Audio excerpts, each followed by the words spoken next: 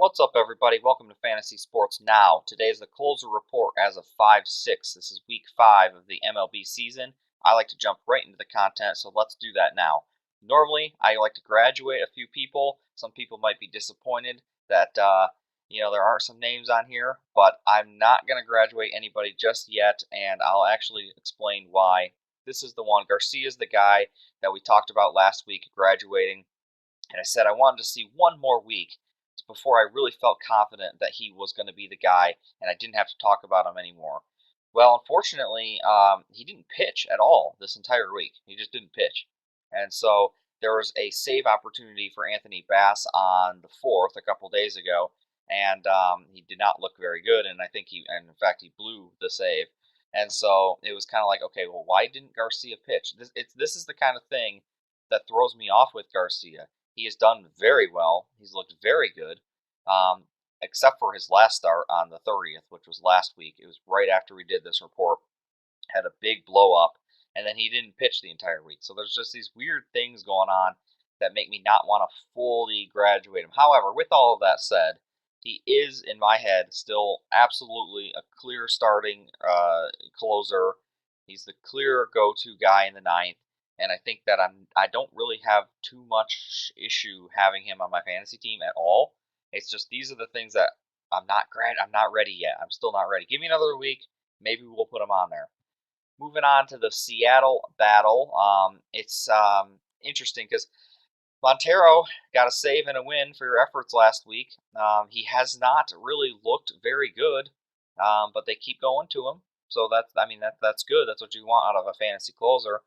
Graveman has looked much better, but they have used Graveman kind of like Karinchak, where they bring him in. I know they were playing the Angels last week, and it was Trout, Rendon, and Otani. I think were coming up, and so they brought Graveman in the 8th and let Montero take the lowly ninth there, and he got the job done. So it seems like they're still willing to go to Montero despite his struggles. I'd say his string is very, very, very small, though. If he struggles 2 times in a row, I think they might make the switch. So be careful with that. Soria is back. He came in, and he's been out for a little while, so he came in and he kind of got bombed. You can see his ERA. He didn't pitch well in that kind of one little outing there, but that doesn't mean a whole lot to me. Just coming off the injury, Critchen has been taking the job, and he's closed it down, but hasn't looked great either. Giving up quite a lot of runs, a lot of hits. So I think that Soria is going to eventually take this back. He's not even taking it back. I think they're just going to fall back into line with Soria getting the save chances. I think Critchen maybe half this week, maybe most of this week might get the opportunities if there are any. But I think Soria is ultimately going to take those spots, and we'll see what happens here, though. It's nice to have him back and maybe some clarity to the closer spot. Can't have these without Cleveland. This is mostly an update, just see how these guys are doing. Clace is still not giving up a run. Karinchak is still dominating. I think Whitgren can basically be removed from this at this point, but I like to put him on there for some reason. Clace is getting all the run here in the ninth. And it's good to keep up with this. Karinchak has looked absolute domination. I mean, the strikeouts are ridiculous. So I really should probably not graduate, but clear winner Clace. And I'm just going to move on here. Next is the one where we're talking desperation at this point. If you're in one of these leagues where it's like I need saves or I'm streaming or something like that, Castillo went on the DL and is hurt, and so somebody's got to fill that role, and they had an opportunity, and Jeffrey Springs is the one who got that opportunity. Now, Pete Fairbanks was also coming off an injury, so it might go to him as he's kind of recovering, and now he's back, and now he's pitching again. Fairbanks was going to be the person that I thought was going to eventually close, and Tampa Bay, I think, is going to lead in that direction, but they did give this opportunity to Springs, and he did close it down. So it might be Springs. We'll have to keep an eye on it. We'll see what happens. But if I was streaming, I would certainly go with Springs right now. If this was like a dynasty league and you're looking for a major keeper, then it's Fairbanks. But I don't think anybody looks for major keeper relievers. Moving on here, Greg Holland, he had a save opportunity, and unfortunately he blew it. But it was kind of like a garbage blown save. He came in, there were runners on. Mike Minor had a bunch of runners on.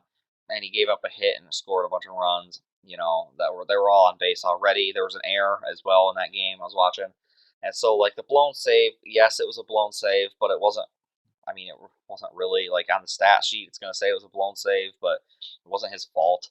However, he has also not looked very good, and Stallmont has looked a lot better. And like last week, it looked like Stallmont was just going to run and take this job, but not the case because the last opportunity they gave it to Holland. So I think Stallman will eventually take this role, especially if Holland continues to mostly struggle. But we're going to have to keep an eye on this one. If I had Holland, I wouldn't feel very safe right now. Next is Toronto. Can't do these without Toronto. Dolis got the last opportunity. I expect that to kind of continue. I think Romano's going to take the 8th, and Dolis is going to take the 9th. I think that's just going to be the way they do this. That's what it's looked like so far, and that's what it's going to continue to be. And that's all there really is to say about it. If I was to own one, I'd want Dallas. Minnesota, interesting one because Taylor Rogers was basically, well, not, he wasn't actually named the closer. Basically, Colome lost the job, and they came out and said, like, hey, bro, you're not going to save anymore, which means that Taylor Rogers was essentially the person who's going to take that spot, and he got that spot, and all of a sudden, Taylor Rogers starts to struggle, and Colome looks pretty good again. Colome had 2 straight, he came in twice and shut it down, and Taylor Rogers blew a save and just didn't look good. Overall, Rogers has had a better season, as you can see here, but it's interesting how that mindset just seems to flip flop. Taylor Rogers has 2 blown saves and 2 saves. He's 2 for 4. That's not very good. So we'll see what happens. I don't expect them to flip flop again, but I wonder if somebody else could maybe even slot in. We'll see what happens there. Oakland, a similar situation almost. Trevino has been the guy that they're going to. He looks solid, really solid, and then he had an absolute blow up his last time out, and you can see how bad the blow up was. Look at his ERA there. He gave up just a ton of runs. And meanwhile, Dykeman, who looked bad initially, looked like he was not ready to take the job from Rosenthal. Um, all of a sudden, he's looked great. He really has. So I think that, initially it was like, oh, this is Trevino's, no doubt. I don't think that's the case anymore. I think this is going to be a true battle at this point, and we'll have to see how this goes. I think that they have definitely come closer together, and I no longer feel very comfortable with like a clear-cut Trevino as the lead. In fact, I think Dykeman, if he continues like this, is going to take the spot back. Last but not least, I throw him out there because I have to. Detroit, not much change here. They don't get a whole lot of opportunity. It looks like Soto is the guy at this point. Garcia's kind of fallen off a little bit in my eyes watching the Tigers. He kind of feels like, even the third man up at this point. So if you had to own one of them, it would have to be Soto. That's it for the list, guys. We'll see you next time. Don't forget to hit the subscribe button.